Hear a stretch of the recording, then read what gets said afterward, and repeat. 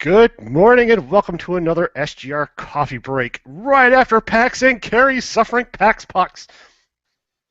We shouldn't even make it to episode 8. We're only on number 6 and she's already dying. I don't have PAX pox. This cough that I had this before I went to PAX. I was like Oh. super sick before I went. Mm-hmm. And apparently this cough, when I heard from friends who have it, they say that it lasts a month. So, Oh, have fun. yay! Have fun being all sick and shit. Hey, at least my voice is better. I sounded like Raven the week before PAX. Some listeners might really find that kind of hot. Yeah, my son said it was my scary voice. So I just go around the house going, whatever. Good Oh, times. traumatizing the children. Mm-hmm. It's what you do as a parent. It's part of it. That's the only way you get through the day, is if you traumatize them properly. I'll make sure I note that down. Ah, but yes, it is the week after PAX South. I'm still recovering just because I'm so freaking tired. I'm too old for this shit. I am too old to go out of town for a weekend and stay up as late as I did. I didn't even stay up that late. That's how pathetic it is. But drink as much tequila as I did because I did drink a lot. I heard Come back and margaritas kind have of to flowed like a go. river. And oh yeah, they did.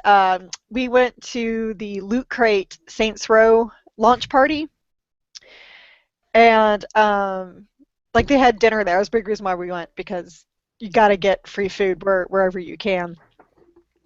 So and they had a cash bar. I was totally expecting to pay cash. I never expect at these parties that there'd be free alcohol. But so we asked for frozen margaritas because well we're in San Antonio. Let's have some margaritas, and the frozen margaritas were free. So we had about two or three, and then somehow like stumbled back to the hotel. So, how big were these? Because you say 2 or 3, and I'm envisioning 2 or 3. Okay, no, no, no, no, no. They were about the size of my Starbucks cup right here. About what is this?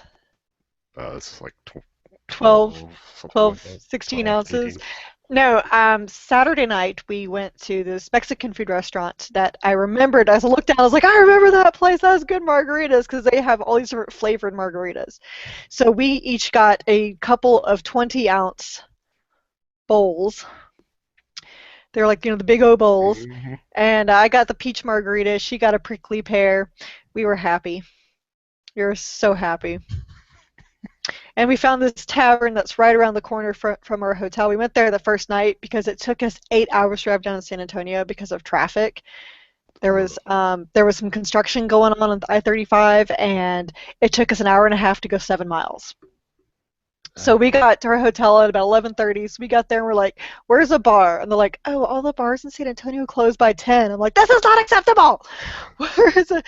So they like, "Oh yeah, there is that tavern right across, right behind us, and they have all these different mixed tequila drinks." And so I had their Mexican hot chocolate, which was like their own hot chocolate, añejo tequila, and marshmallows on top. A couple sips is like, I feel warm in my tummy. We're all Whoa. happy now. We're not stressed anymore over the drive. It's all good. So, you're listening, kids. The best way to party at PAX is to just get drunk. Just find copious amounts. Let's see, the next one is what? PAX East, right? PAX. Well, that's really the only way to calm down after all the overstimulation that you see all day is to get the alcohol and just let the eyeballs just slowly relax. But in PAX East, that's the only way to stay warm because holy shit, it's always so damn cold. In San Antonio, it was really unseasonably warm. Like the first day we were there, it was pretty cold. Even Jen, who lives in Colorado, said it was cold for her because we have the humid, wet cold Hmm. down here. But then it got up to 65, 68, which is really, really warm. So like I took her to the Alamo, and before you assholes ask, we did not go look at the basement. Been asked that so many damn times. Congratulations, you guys saw a Pee Wee Herman movie back in the 80s. Give yourself a pat on the back. There, go on, give a pat on the back. Very good. So I took her out to the Alamo, just because it's just kind of a cool thing to go see. Um, and just kind of toured around San Antonio a little bit because, I mean, as much fun as PAX South was, because it was the inaugural PAX South, it didn't have that many big names. There was a lot of indies, which was cool. So I got to play a lot of little games I probably wouldn't have played before. But like, at PAX East, Bethesda was there and Riot Games was there. Capcom was there because that's where they announced DuckTales Remastered. But yeah, so I think this was kind of like, a bunch of feelers, like how many is going to be worth our while. Gearbox was there, but I forgot Gearbox is based in Dallas, so it makes sense that they would Yeah. be there. Arcane was there, sort of. BioWare was there, but they weren't showing any games because they don't have anything to show. But they actually established this BioWare base. So they call it the BioWare base. And every hour they had different panels, like about Mass Effect or Dragon Age, like about the art of Dragon Age, the writing of Dragon Age. They had, want to get a job at BioWare, come talk to us. Like, do you want us to look at your art portfolio? Come bring it. And so we went to the Art of Dragon Age panel, which was led by the chief art director, who went over like how they came up with all the color palettes and everything. I just never thought about how much goes into. I was like, oh, that looks pretty. No, they have this big formula what they go into with the color palettes for every region. And so he kind of went into all that, and I actually had my copy of Dragon Age Inquisition because I brought my Xbox One down there, and I got him to sign it, Oh, which nice. was which was kind of cool. It was really funny. His last name is Goldman, and he signed it in a gold pen. I was like, ah, I see what you did there. Yeah, you're cute. Um, but but as for like any big games I got to play, I did get to play. I played a little bit of This War of Mine. Have you heard of that Yes. indie game? Actually, I've actually seen it played on stream a couple times. Okay, I played it like for 10 minutes and I wanted to kill myself. That is the most depressing shit. Yep. I mean, I don't mean shit like as in it's bad, because it's really well done and it really hits the emotion home. But I can't imagine playing that for an extended period of time or finishing it because I'd be so depressed. Yeah, the streams that I saw people doing on it, they would like a couple of big streamers would do it for a full day, but you didn't see them really go back to it after they played it for, I don't know, like the first week. It kind of fizzled out on Twitch. And Yeah, because they wanted to slit their wrists. yeah, I mean, even just watching it, you're like, oh wow, this is pretty harsh. Yeah, it's very dark and depressing, and it got to the point like I felt like nothing I was doing was helping. So I got to the third day, I was like, you know what? You're sick, walk it off. And I just like I ended up killing everybody after 4 days because I like yeah, I can't do this anymore, so I gotta have fun with it in my own sick, twisted way. And even the PR guy goes, why'd you do that? It's like, I don't know, there's something wrong with me. um When the so PR guy is calling you out. yeah. But one cool, like, there was a couple of big things I did get to see, and one I got hands-on with, and that was Homeworld Remastered. Because yeah, a Gearbox was there because that's where they sort of announced Borderlands 3, as in they're like, hey, we're hiring for Borderlands 3. That was their announcement at their panel. But I actually had opportunity to do behind closed doors thing for Homeworld because they did not have Homeworld out there. I'd never played Homeworld. I remember when it came out in 1999. I had friends in college who were diehard into it, Oh, and I lost countless days playing that and like damn I game. was, I was, that I hadn't played a real-time strategy game, and probably the last hardcore real-time strategy game I played, well, hardcore as in many hours I put into it, was Age of Mythology. So that was a while ago.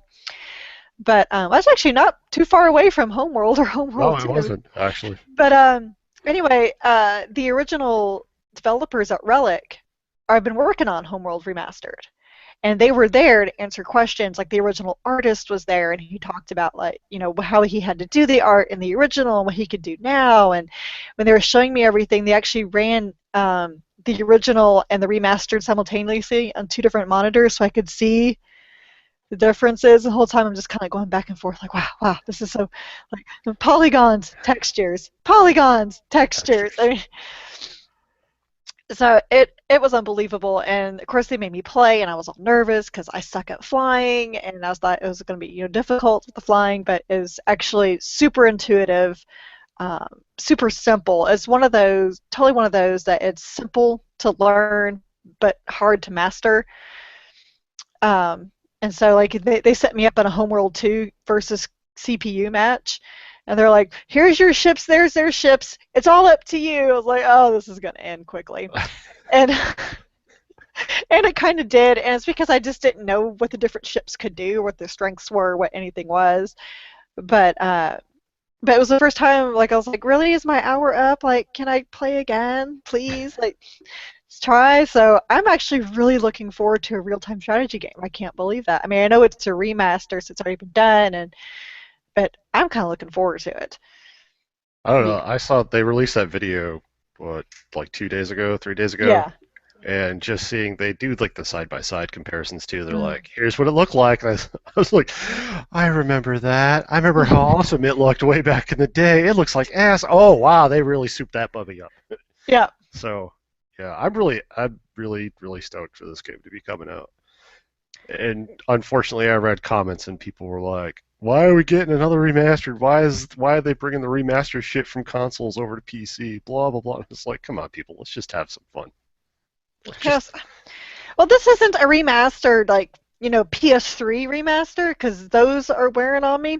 I mean, this is from, nearly 20 years ago. yeah, this is and it's taking a pretty decent game. I mean, like you said, you had a lot of friends that played it throughout college, and Hmm.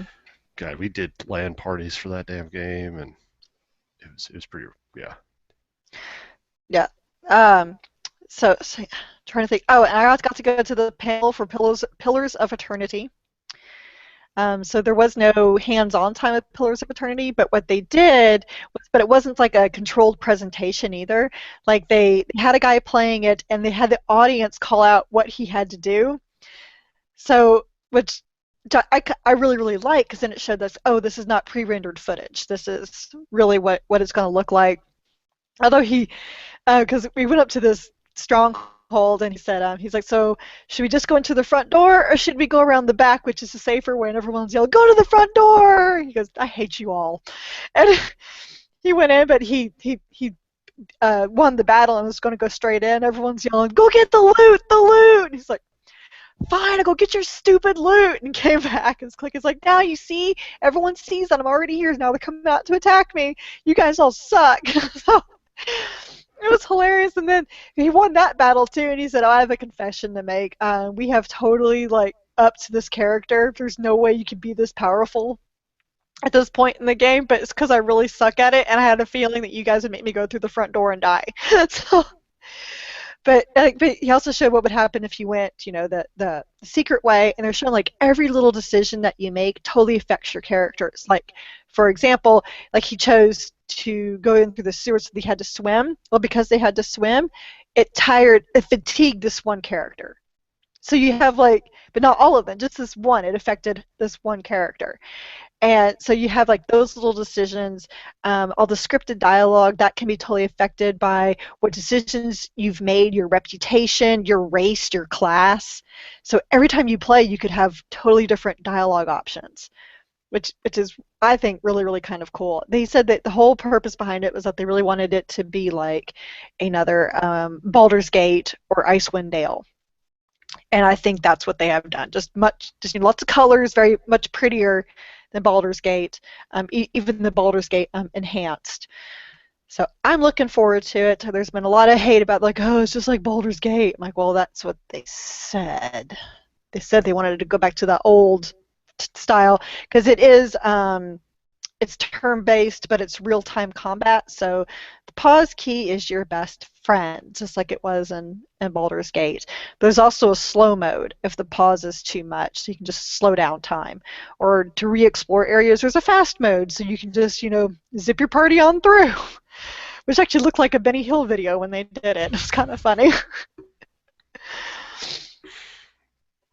But another game that I think you will love, Chris, because I had so much fun. It was a retro 2D platformer. I know that sounds like every other game that was there, and for some reason, I accepted this one invitation because I did get like 10 invitations to try out our new retro 2D platformer. Delete, delete. And for some reason, this one just really intrigued me. And because I had to go play. I was like, okay, I really don't want to go. It's a platformer. I suck at these. And Jen's like, you're playing. I'm not. It's like, you suck. Let's help me out with this. But what it is, it has a really interesting story in that it's about like this like pixel kingdom, and the more pixels you have, the higher nobility you are. So like the 32-bit characters are the royalty. Okay. And then the commoners are like the 8-bit. And so the Skeleton Queen comes and she harnesses into the bit stream and absorbs everybody's pixels. So the only character who's willing to stop her is Pip, who is 1 pixel. So he's just this little block. And as he goes through his adventure, he comes across this ghost of a knight who wants to help him out. So he teaches him how to harness the bit stream so he can transform to the 8-bit and 16-bit versions. And each version of him has different abilities. Like, the block Pip can, he's small, so he can get through small areas because the other 2 Pips can't duck down. And so then the 16-bit, he actually can wield a sword and break down walls, and he can push objects, but he's too heavy to ride on things. And then, like, the in-between Pip, he can jump really high, and he can climb up walls. So it uses a really interesting way of kind of puzzle solving with those different forms to get through. So I had so much fun getting through that first dungeon. So it's gonna be out as a Kickstarter project. It's coming out this May for PC, PS4, Xbox One, and Wii U. I'm adding it to like my list of shit to be excited about later. Yeah, I mean, because like I said, it was so just so different to have that type of gameplay. So it's like not your typical 2D platformer. And I actually didn't do too terrible. I was, it kind of reminded me like of some of the gameplay in Shovel Knight. So it's not as hardcore of a platformer, but it's enough to that you still have to work at it a little bit. But let's see, I also played Shadow of the Avatar, the spiritual successor to Ultima Online. It is wait, like the old Ultima Online? yes, like this, like Board British. Oh, good. Okay, go on. This is his game. Like he this is his spiritual successor. I got to play a pre-alpha build, so it's really in its early stages. And basically, this is a sandbox MMO where you can do literally whatever the fuck you want. You want to go do quests? Go for it. You want to build your own world and have other people come and play in your stuff? Okay. You want to kill other people? Okay. You want to craft and farm? Okay. It's all about what you want to do. So, of course, I was bored as shit within like 10 minutes, and Jen Bozier was like, can I just do fishing the whole time? And they're like, yes, you can. And she got all excited. I was like, well, you get down here and you start playing this. So I guess those who just love the sandbox MMORPG will just love this. Well, it's kind of like what Elite Dangerous is. I mean, to me, it sounds like you're either going to really like this game or you're really going to hate it because it's one of those ones where you make your own story, you decide whatever the fuck you want to do, and you kind of do it and make it happen. And there are people that are like, I don't know, I can't do whatever I want to do. So. Right. Well, I mean, it's not that I can't do whatever I want to do. I just get bored. If I don't have like the seeming purpose, I get kind of bored. And they're to me, this game reminded me a lot of Skyrim, which is why Jen got all excited and I was bored because like Skyrim, this one has quests. You have to look for the quests, but they are there. There is a main campaign. There is a story. There is stuff for you to do. But you have to go look for it. But there's all this other stuff you can just go do, which you get easily distracted, and then I get bored. And for Skyrim, my problem with Skyrim is that there wasn't enough of the story to keep me engaged. And everyone I talked to is like, oh no, the story's awful. It's just about going off and doing whatever you want to do. I'm like, that's not me. I'm the Dragon Age, this huge lore, overwhelming story. I like that. So this wasn't for me, but the fact that she was getting excited makes me think that, okay, that obviously there's plenty of other people. And the guy sitting next to me was a backer because it was a Kickstarter project, and $10,000 backer. Holy shit. So they're explaining to me how he had been there since day one. So he had built this entire world complete with an inn and quests and animals and NPCs, because you can create your own NPCs to create your own quests. And so that way other backers can just come in his world and just complete the quests and do all this stuff. I'm just like, okay, wow. All right. $10,000. Holy shit. Yeah, wouldn't you like to have that just to be able to invest into a Kickstarter project? Here's my money. Just take it all. Yeah. Oh, yeah. So I also played this other real-time strategy. There was a lot of real-time strategy there. Like, I'm seeing like a birth of more RTS games, and point-and-click adventures seem to be really coming back lately. So I played this RTS called Grey Goo, which I think just came out this week. And they had Jen and I play against each other, and I totally got focused on let's explore on the land, and she brought in this whole tank army and wiped me out. I was like, oh yeah, I am supposed to be building up an army. I totally forgot. I was just out hunting, gathering resources and exploring. Like, oh yeah, I'm supposed to be building stuff. She just came in with her tank army and just wiped me out. Like, oh yeah, I didn't really plan for that very well.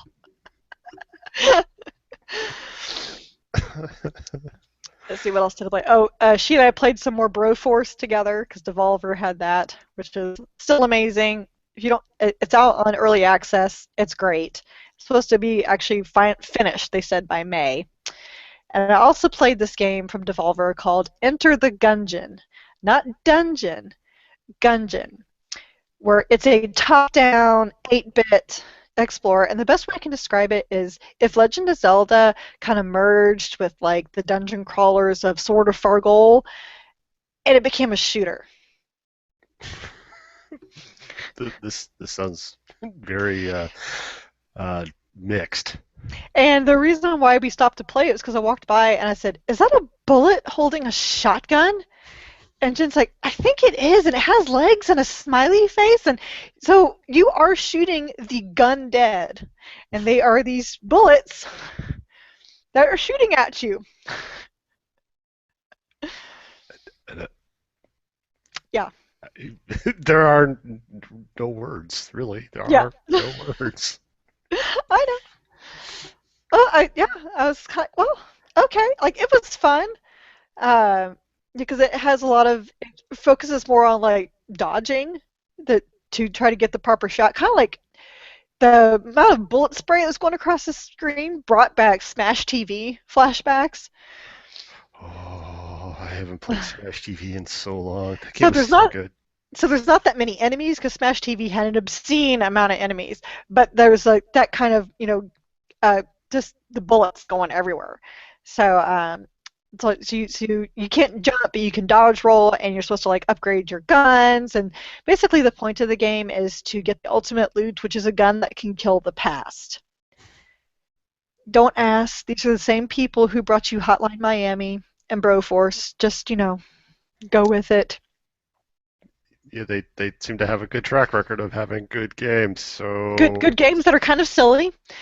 So yeah. So there was no release date set out for that either. It's not even on early access, but I don't know. You should go to their website. It's dodgeroll.com slash enter the gungeon, and just look at all the GIFs that they have created of some of the scenes that you will have to fight in. It's yeah.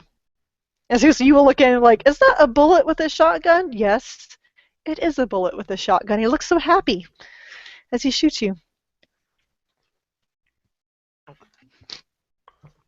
So, and that was pretty much all I really got a chance to play at PAX South, because there was a lot of real-time strategy games. There were a lot of mobile MMOs, which no, I'm not going to play. And every time I get an invitation for check out our new MOBA, nope, not playing your MOBA. I'm sure it's a great MOBA. MOBAs are not my thing. And yes, I did turn down playing Elite Dangerous with the Oculus Rift. Well, I know that hurts yeah. you inside, but I mean, I would rather play it with a HoloLens now, so really. okay. Now we're getting all picky. So, what was probably the one standout thing that really made PAX South for you, other than getting tattooed with Jen? Oh, Adventures of Pip. Like that was the one game that she and I were talking about like for an hour after we finished. Like I finished playing. It's like that looked like so much fun. It's just such an original idea. I was like, I don't have fun playing platformers. It's usually sheer torture for me. But this, yeah, this when I was able to figure out the puzzle, like, oh, I see what I'm supposed to do, and just get so excited and so much fun. Awesome. Well then, so are you going to PAX East? No. Oh, Mm-mm. No, because for the PAXs, it's on my own dime, oh, and I just can't afford to go to PAX East, and um, I honestly, it'd be too. It's just too hard on my family for me to take off too much at a time, especially since most likely going to E3. I just got my press approval for San Diego Comic Con, which I'm kind of like one hand going, yay, another hand going, I wish you denied it. So. So I have more than enough, but I would like to go to PAX South next year. well, that's Because a San Antonio is just such an interesting city, and the turnout for the convention was huge. So that makes me super happy that there were so many people there. Oh, the funny street pass I got, you will love this. So like you do have to clear out your street passes quite often. And this one street pass I got, when you do street pass, the person will come across and they'll give you a greeting. The guy's greeting was PC Master Race. I oh was like, god. yes, that is believable from your effing 3DS. Oh, it, Yeah, right? my sanity hurts at the current. Like my sanity feels like you took a ball bat to it and just right upside the head. It's just PC Yeah, Master Race on a 3DS. Go you, dude. Go you. right, right. It's very believable on your 3DS. Totally get it. Whatevs. So you guys need to come down next year. It's a good time.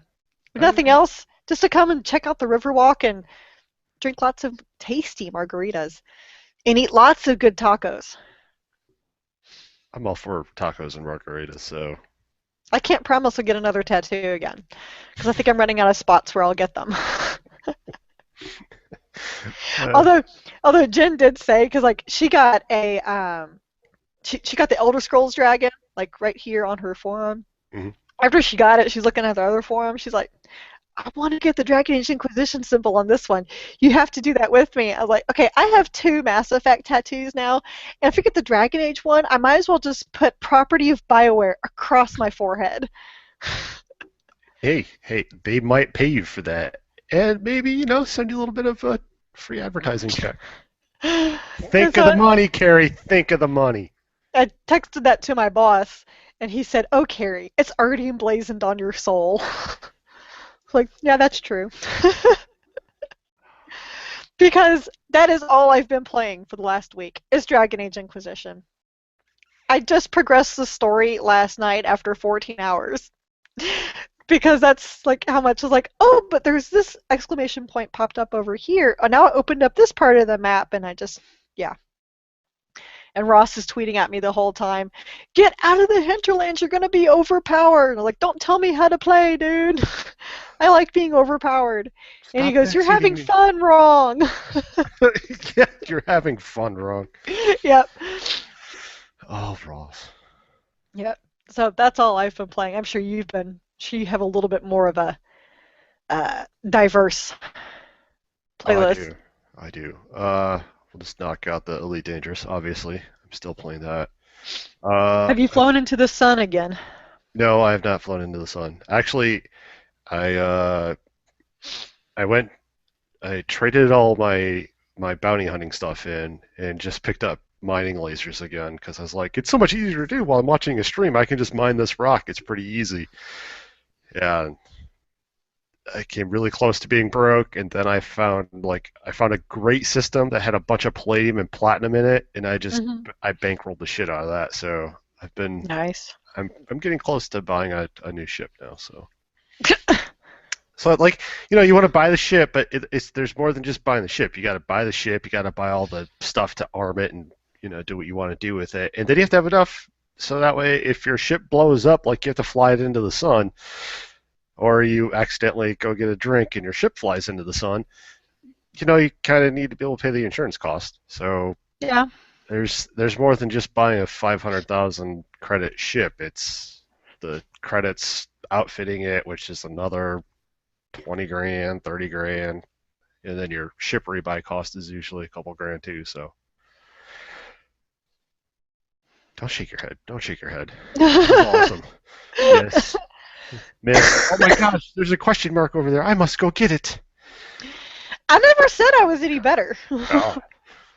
So Never once said that. I also took a break from. I would jump on. After a couple hours of Elite Dangerous, I was like, I should play something else. Oh, here's Destiny. I'll just keep trying to play that. So I'd play a couple missions and then be done with that. I did finish. I don't think you weren't on the podcast last week on the Evil Cast, and I said that I had finally beat Infamous on both good and bad. No, we had talked about it over IM that Yeah. that you had beaten it on good and bad because you were talking about how you really couldn't believe how different the endings were. Oh, those endings are dramatically different. And then Hmm.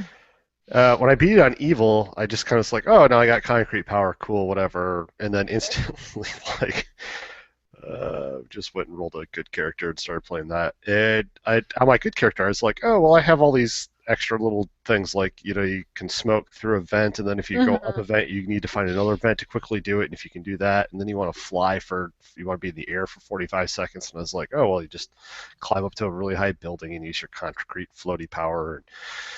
So I just kind of started doing that, and then I finally found out that there's like little DUP side missions that you can start doing now. So it's Yeah. like there's a DUP raid, and then you got to go do whatever you got to Oh, do. yeah. And Yep. so it's like I should not tackle that part just yet. I should be good and just try Infamous First Light. So I've been slowly working through that. That one hasn't. First Light hasn't really gripped me the way that Second Son did. Nope. Uh, I do like the melee combat though, but again, it's still so easy because you just slow down time and you hit them at all their weak points, and you just destroy shit. And I was just like, okay. And then I mean, the story is okay, but you already know what happens, right? Like, Yeah, it's but you do, but yet you don't know how it comes about. And how it comes about is actually super powerful. Like, I was blown away by it. My big problem with First Light was how they really tried to shoehorn in the infamous Second Son gameplay.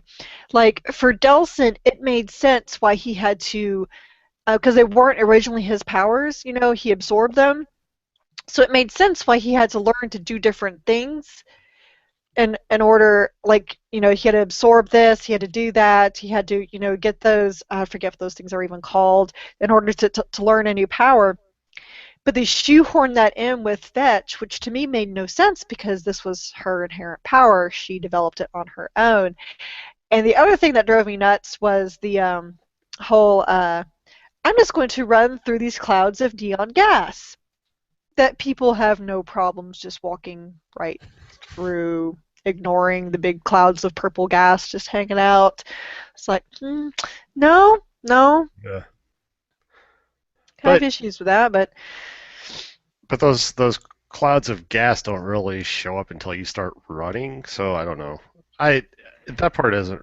I don't know. It just I've gotten to the part where her brother's been kidnapped now, and I'm like, oh, mhm, okay, so this is how we're going to play this out. We're going right. to play the dickhead thing here, and yeah, I I haven't I don't know because there's so much stuff that you can also do. Like I got sidetracked by doing all the hostage. Like if you do the 10 Yeah. hostages, you get some points. If you do I did all the carjackings and then found out you can do some more carjackings and get a little bit more points, and Yeah. so pretty much just been kind of rolling through some of that stuff. I did all the races, got all this stuff.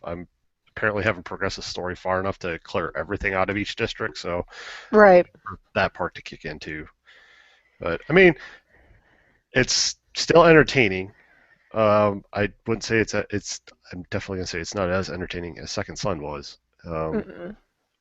it is kind of nice to play her and kind of get a little bit more of her personality, especially considering that you either sleep with her or you don't sleep with her in the main game. So I like to kind of know who I'm sleeping with, right? So, but I'm glad you have standards, Chris. they're low standards. They're really. I mean, getting to know somebody could be just like they bought me a beer and I'm like, we're friends. So there we go. Well, one of But the cool things I learned about that was that, Laura Bailey voices Fetch. Well, Travis Willingham originally voiced Delson's brother, mhm. and he also voiced Shane, which is really the first time I've heard Travis Willingham not sound like himself when he's done something. So I thought that was really, really, really cool. Wow. But they're married. The two voice actors are married.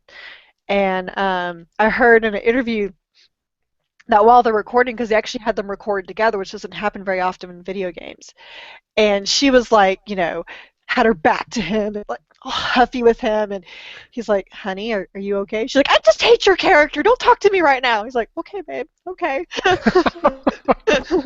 I hate your character. Oh, yeah. Which to me says that's how well he played it as well, that she was like having trouble dissociating her husband from the character he was portraying. But yeah, I mean, the story was about it. And actually, the other thing I liked about it is you haven't gotten that far yet, but you do see another side to Augustine. Hmm. Yeah, because I'm still in the part where she's like trying to hone all the. I just did Yeah, the 10 wave mad rush thing. yeah. I mean, but you see that you see it a little bit more if you play the good side when you find out a little bit more about her. That she her problem is that she felt like the end justified the means. And so she was like, was that famous saying, like, the road to hell is paved with good intentions? Hmm. She has good intentions. She just, let's just put concrete blocks into people's legs. That's not a, good way to make friends and show the world your good intentions. Um, Yeah. so you see a little bit more of that with First Light. So whenever you finish that, I'll be interested in hearing what you think. Yeah, I'll have to actually. I have it on the list of like I should finish that first before I finish off this next one, which we're getting a guide. Told. Dying Light. Hmm. Thanks to Keri, I got this, and it's been fun. It's kind of like what did I say yesterday? It was Mirror's Edge, uh, bred with like a first-person shooter, zombie killer, and Yeah. Oh, yeah. this is their offspring. So I've actually been watching a couple people stream it, and they've been streaming it on PC, and it sounds like it's the classic case of it was developed for a console and was kind of pushed over to a PC, and people are having PC problems because I was like, I've been playing and I haven't had any of these problems that you guys are having. I don't know what the hell your problem is. Uh, I think 3 or 4% of the way into the story Hmm. now, so it's a ton of fun because there's times where you're like, I'm gonna drop down and I'm gonna kill these two zombies and call it a day, only to realize that the noise you made just brought in another 10, and you Right. have to quickly try to find out where the fuck you're gonna go and get the hell away. And um, So you've already gotten to see like how it differs at night and yeah, because everything. you do a couple of missions at night, and I've done a couple of times now where it's like you should go to bed. I'm like, fuck no, I'm gonna go out and because you can find safe houses, and then you have to uh, in order for them to become a safe house, like you have to turn the power on, rid all the zombies out, close the gates. That way, you can kind of use it. And then there's survivors just randomly strewn about the world. So they're usually either in a fight with a zombie or they start talking in a higher end zombie kind of comes out of nowhere, and you have to try to take care of that zombie before the person dies. And I'm like 50-50 in saving people to the point that I'm just like, fuck it, they're all gonna end up zombies anyway. I'm just gonna kill everybody anyway.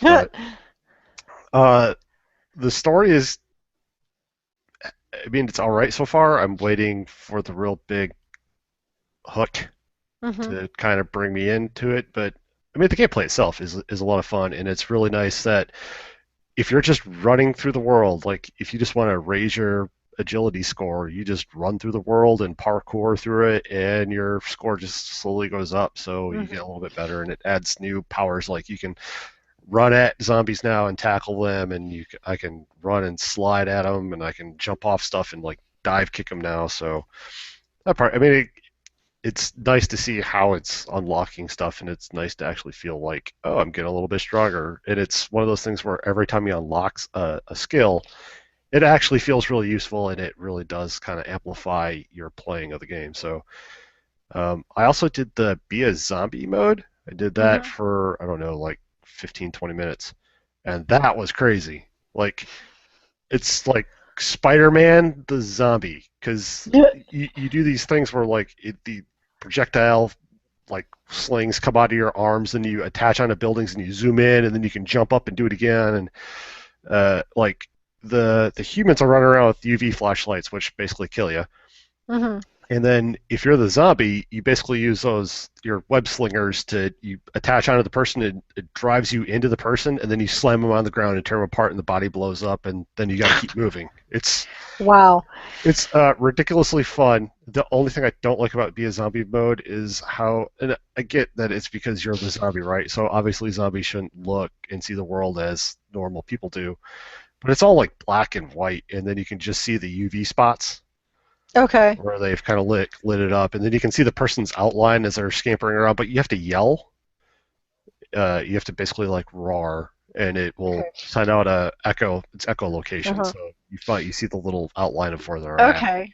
Okay. So the whole idea is that you're supposed to be able to do the echo location thing, but your parkour skills have to be really good because you have to really move, especially if there's like four people in it. Because the instant you take one person down, there's usually three other people there with their flashlights, and you don't really get a whole lot of time to kill somebody and get the hell out before they basically kill you. So it's just so much fun when you actually get a hold of them and you zoom and you're like way up in the sky and you're like bam and you just hit them and then you slam them. Oh, it's so much fun. Now, is the Be the Zombies that multiplayer mode? Yeah. So do you play with Well, other zombies or are you playing against other people? you're playing against other people. Oh, There's a zombie and then there's the humans hunting the zombie. The main campaign is also multiplayer. Like you can open up your game so that way mhm. people can drop in and they can help you out with your quest.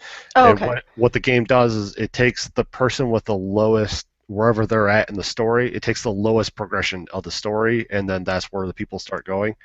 So then, like that person could be like three quests behind me, but we do those three quests, and then all of a sudden we're both on the same quest line. So as we're playing together, we both progress our stories. That way, even when even if I just decide to not play with anybody, I've already progressed my story. It's not like you have to go back and redo that Mhm. stuff. It just nicely does it. So I really like that. That it was just like, okay, you have four people in here. We're going to take the guy with the person with the lowest progression, and then everybody gets to move along once you've hit that point in the story. And so Okay. that part was pretty cool. And I've watched uh, I've watched some bigger streamers on Twitch actually doing the co-op stuff, and it looks like Mhm. it.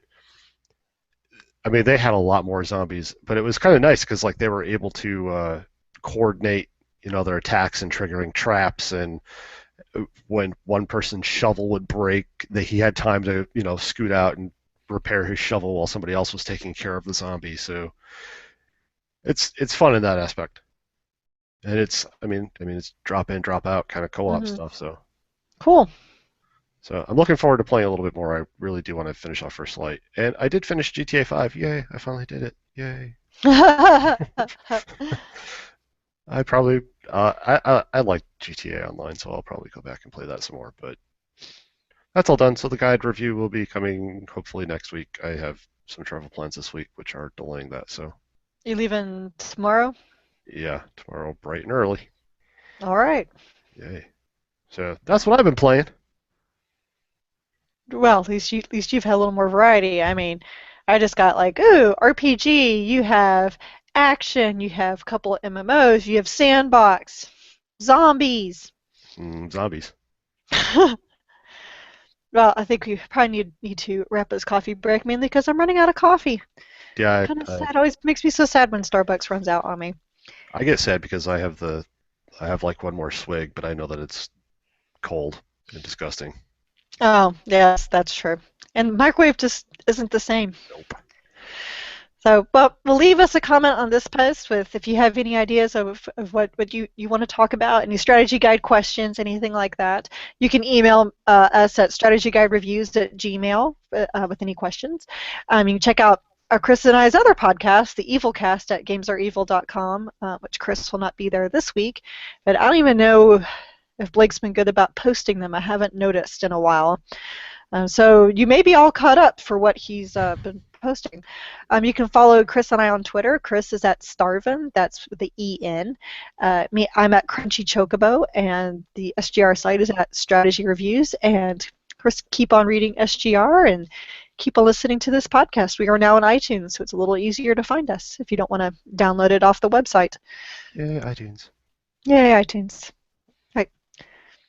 Well, good night. Good luck. Peace.